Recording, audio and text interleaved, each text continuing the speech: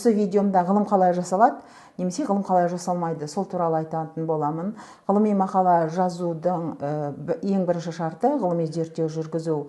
Сондықтан да өзімнің Instagram парақшамда 9 сыныптан кетемін, 11 оқымаймын деген бір 6 секундтық рилс жарияладым. Осы 6 секундтық рилстың дерек көздерін талдау арқылы ғылыми мақала қалай жазылады, сол туралы әрбір бөліміне тоқталып айтатын боламын. Ғылыми мақала зерттеулер жасап, және соны ғылыми мақалаға айландырып жазу туралы видеолар жариялайтын боламын.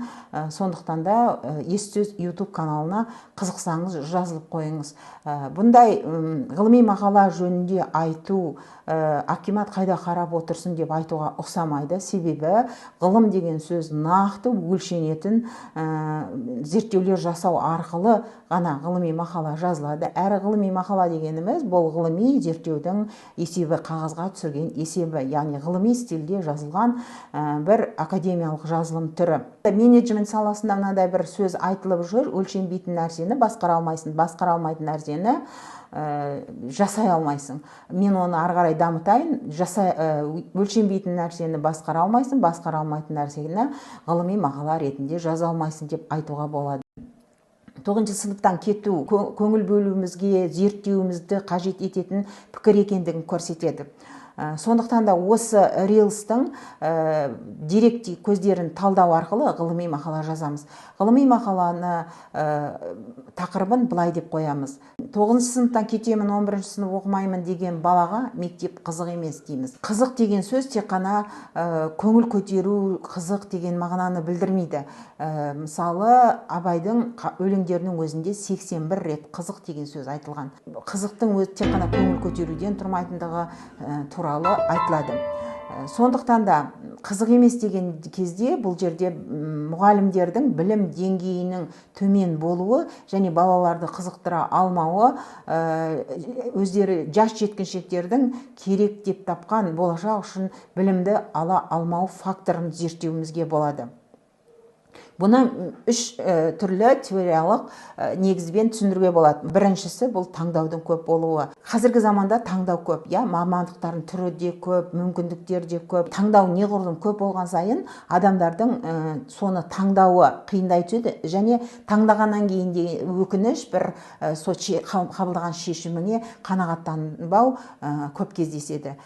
Қиындата түседі таңдауыңды. Екінші бір теориялық негізбен түсіндіруге болады: 9 сыныптан кетемін, 11 сыныпты оқымаймын деген оқушының алдында белгісіздік тұр, және де белгісіздіктер көп тұр. Сол үшін оларға көп ұсыныстан көрі бағыт-бағдар көрсету көбірек пайдалырақ болады. Қазіргі заманда бәсеке деген өте алысқа кетті ғой. Мысалға, қарапайым, егер компьютерің болмаса, жақсы программа жазатын, сен ол сабаққа қатыса алмайсың. Немесе міндетті түрде ең болмаса, мысалы, орыс тілін білу керек, немесе ағылшын тілі шарт. Бұл жағдайда жаңағы бір мамандықты алуға және сол мамандыққа лайық болуға кедергі келтіретін үлкен бір фактор. Бір зерттеуде қарасам, Гарвардта, бизнес скулында 3 жылға дейін жұмыс таба алмапты.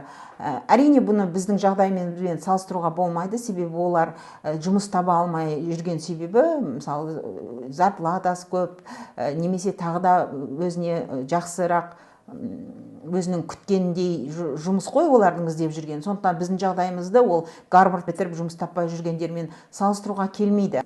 Біз енді жаңа ғылыми зерттеу жұмысымызға келейік. Бұл жердегі 9 сыныптан кетемін, 11 сынып оқымаймын деген зерттеуде, жаңа Instagram парақшамда жүргізілген рилстың, осы зерттеуді негізге ала отырып, ғылыми мақала қалай жазылатыны туралы айтып көрейік. 9 сыныптан кетем деген оқушылар және мұғалімдердің білім деңгейінің әсері деген тақырыпта мақала жазып көрейік. Осы негізінен ғылыми мақала жазған кезде міндетті түрде тақырыбы қысқа болу керек, және сол мәселені анық көрсететін болу керек. Және бұл тақырыптың нақты анық болуы ең бірінші сол ғылыми жұмысты жасап отырған автордың өзіне тиімді, өзіне жақсы.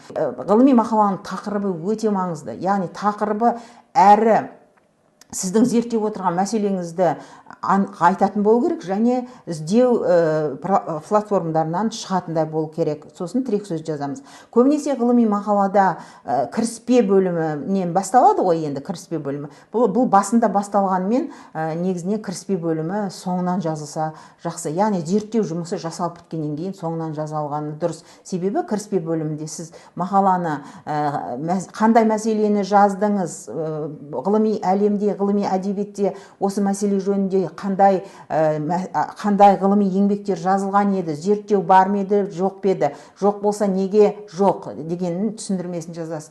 Одан кейін барып, және осы мәселе егер бар болса, сіздің осы жасап отырған ғылыми жұмысыңыз және жазып отырған мақалаңыз осы мәселеге қалай шешеді, нені толықтырады ғылым әлемінде, міне соны жазуыңыз керек. Ал осы кіріспеде осы үш нәрсе болу керек. Бұлайша қысқаша айтсақ, кіріспеде мақаланың мақсаты, міндеті, өзектілігі деп жүрміз ғой, осы болу керек. Және өзектілігі әрі сіздің не жасағаныңыз кіріспеде орын алу керек. Сондықтан да кіріспе басында тұрса да мақаланың соңынан жазылады. Ал енді келесі бөлім әдебиеттер бөлімі, пайдаланған әдебиеттер бөлімі мақаланың соңында тұрса да, бұл ең бірінші жасалатын жұмыс. Егер сен жаңағыда айттық қой біз, кіріспе бөлімінде осы ғылыми әдебиетте не бар, не жоқ, соны айтасың. Сіздің мақалаңыз осы әдебиетке кеп қосылған кезде қандай бір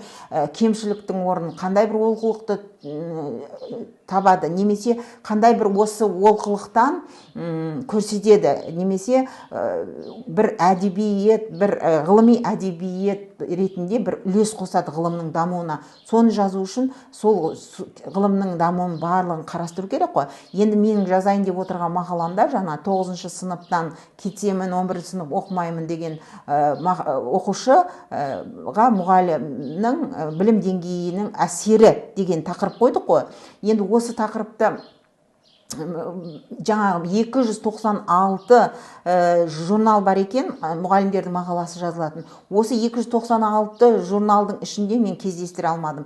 Демек, бұл менің мақаламның ғылыми өзектілігінің өзекті, керек екендігін, бұл мәселенің зерттелу керек екендігін көрсетеді. Яғни бұны мен Reels жариялағанда Instagram, Facebook'та әлеуметтік желідің контентін талдау анализі арқылы, яғни контент талдау анализі арқылы дәлелдеп көрсете аламын. Яғни менің осы қарастырып отырған мәселем өте өзекті, себебі және жасалмағанда неге жасалмағанын айтуым керек. Яғни бұл жасалмауының өзінің де себептерін ашып көрсетуім керек. Яғни 9-шы сыныптағы мектептен кетем деген балаға мұғалімнің білімнің жетіспеушілігі әсер етеді деп жазу үшін жасалмаған бұл. Себебі бұны жасау үшін, егер бұлай айту үшін, бұл мектептердің кемшілігі, жүйенің кемшілігі болатын болғандықтан, бұны бұлай айтатын адам онша болмайды да. Егер олай айтсаңыз да, жаңа 296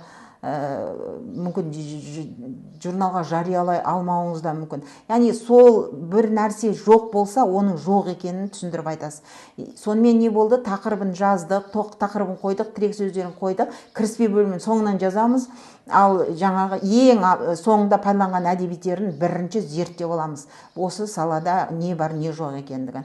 Одан кейін мақаланың ең қазір көп адамдар қиналып жататыны әдістер мен методология, яғни әдістер мен материалдар бөлімі. Бұл бөлімді жазу дегеніміз, мақаланы жазу дегеніміз міне осы бөлімді жазу. Яғни бұны қалай сіз зерттеген кезде нені зерттейсізді белгілеп алдыңыз ғой мәселен. Енді оны қалай зерттейсіз, сол зерттеуді қалай жүзеге асыратыныңыз осы әдістер мен методология бөлімінде жазылады. Ол қалай жасайсыз, қандай өлшемдерді қолданасыз, немен өлшейсіз, қандай әдіс тәсілмен, барлығы осы жерге тізіліп жазылады. Яғни мен осы зерттеуде мысалы контент ең бірінші сапалық зерттеу жасаймын мен. Немесе сапалық және сандықта зерттеу жасаймын, аралас зерттеу әдісін қолданамын. Және де осы Инстаграмда жарияланған контент анализін жасаймын. Ол жердегі пікірлерді аламын. Пікірлер менің выборкам болады. Сол пікір жазған адамдарды аламын да оны таблицаға тақырыптарға топтастырып таблицада көрсетемін. Қандай тақырыптарға топтастырам? 9 сыныптан кететін оқушыларға әсер ететін факторлар ретінде ата-аналар жазды, балалар өздері жазды деген сияқты осындай жас ерекшелігіне ата-ана, бала осындай топтастырамын. Бірақ жас жеткіншектердің өзі де, мұғалімдер, біздің мұғалімдердің білімі жетпей жатыр маған, мұғалім мектеп қызық емес деп олар жазбайды. Өткен жас ерекшеліктеріне байланысты көбінесе олардың әлеуметтік желіні қолдану формасы да бөлекше. Олар мүмкін әзіл ретінде ғана қарап, бір-бірімен бөлісіп, мынау сен ғой дегенмен ары қарай пікір айтып, әсіресе комментарий жазбайды. Сондықтан да бұл жерде кейбір менің зерттеуімде қолдану үшін кейбір зерттеу талдай келе осындай кемшіл тұстарын көрдім. Сондықтан да мен өзімнің методология бөлімінде, әдістерде осы контент талдау дедім, бірақ та барлығын анализдеп, сосын 405 пікірді выборка ретінде тек жазып шығып қандай топтастырға бөлдім. Оның ішінде эмоциялар, только күлу, әзіл ретінде бергендерді алып тастадым. Сондықтан да аналардың сөзі, оқушылардың өзінің сөзі, жеткіншектердің пікірі деген сияқты топтарға бөліп, таблица жасап, оны Excelден жасауға болады, және оны анализ жасайтын қазіргі жасанды интеллект құралдары бар. Міне осының барлығын жазасыз әдістермен методология бөлімінде. Менен көп осы ғылыми мақала жазу туралы кеңес сұрайтындардың көпшілігі әдіс тәсілдері, осы ғылыми мақаланың бөлімдері бар ғой, имрат дейді ғой, ағылшынша кіріспе, әдіс тәсілдер, талдау және талқылау, нәтиже, қорытынды бөлімі. 4-ші кластың баласының шығармасы сияқты жазып келеді, өздерінің пікірлерін сөйтеді, мынаны маған осындай мақала жариялайтын еді, мынаны бөліп берші дейді, бөлімге. Осында бұны айтқан кәдімгідей мүйізі қарағайдай профессор ағайларымыз, апайларымыз, профессор кісілер осылай айтады мақала жазуда. Онда ол кісілер енді білімді ғой, тәжірибе өмірде көрген, көбінесе өздерінің пікірлерін жазады кез келген мәселе бойынша. Бірақ өзінің пікірін ғылыми мақалаға өтпейді. Яғни кәдімгідей дерек көздер болу керек, оны талдауын керексің.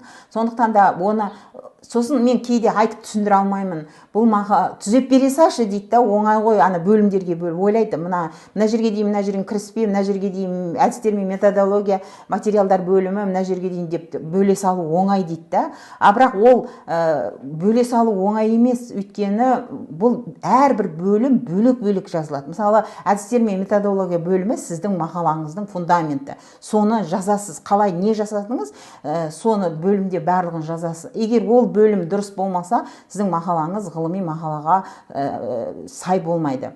Сондықтан да мысалы талдау және талқылау бөлімінде өздерінің пікірлерін жазып қоятыны бар. Бірде-бір ссылка болмайтын мақалалар бар.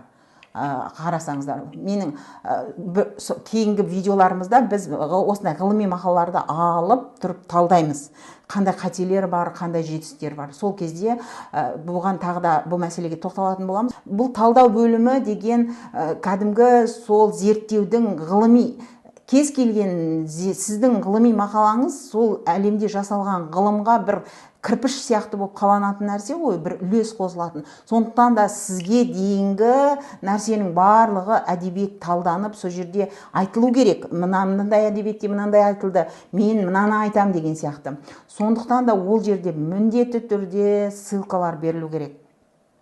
Ал енді қорытынды бөлімінде осы жаңағы тағда мысал келтірейін, мен жасаған зерттеуімнен 9-шы сыныптан кетем деген балаға мектеп қызық емес, немесе мұғалімдердің білім деңгейі сәйкес келмейді деген зерттеу сұрағын зерттеп жатырмыз ғой. талдадық, әдістер бөлімінде нәтижелер осындай шықты дедік. Енді осыны қорытынды шыққан кезде негізі менің зерттеуімде мұғалімдердің білім деңгейінің сай келмейтіні мен дәлелдей алмадым. Бұл дәлелдей алмаудың өзі бір ғылыми жаңалық. Неге дәлелдей алмадым? Енді өйткені менде айттым ғой, жаңа Инстаграмның әлеуметтік желіде жүргіздім ғой бұл ғылыми зерттеуді. Сондықтан да оның өзінің ерекшеліктері бар. Жаңа пікірлерді жазғанда соларды талдай келе бұл менің дәлелденбегеннің өзі бір ғылыми жаңалық. Енді бірақ соны жазасыз. Неге дәлелденбегені? Өйткені кейбір эксперименттің менде кем. Енді бұны не істеуге болады?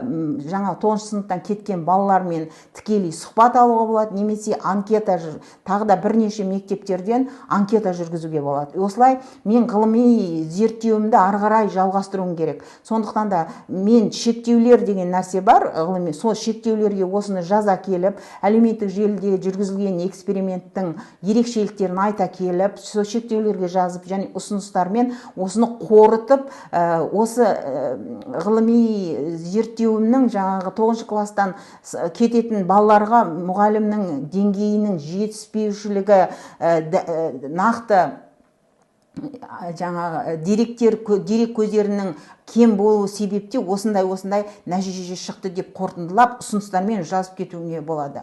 Сондықтан да міне осындай ғылыми зерттеудің осындай бөлімдері болады. Нәтиженің алынбауының өзі ғылымда бұл да бір ғылыми зерттеудің нәтижесі. Сондықтан 9 сыныптан кетем деген оқушыларға мұғалімнің білім деңгейінің сәйкес келмеуі немесе қатынасы әсерін зерттеуген ғылыми жұмысымызды ары қарай жалғастырамыз. Яғни мен бұл жерде әлеуметтік желіден кейбір дерек көздерін нақты ала алмадым ғой.